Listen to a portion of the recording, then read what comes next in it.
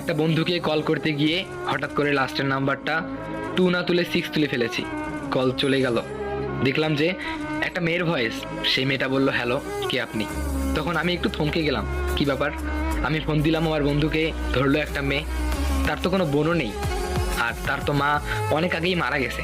তাহলে ফোনটা ধরলো কে? তারপর আমি কথা না বলে ফোনটা কেটে দিলাম। এরপরে সেই নাম্বার থেকে এসএমএস আসলো, আচ্ছা কে আপনি? কল দিলেন, আবার কথা বলেন না, পাগল না কি আপনি?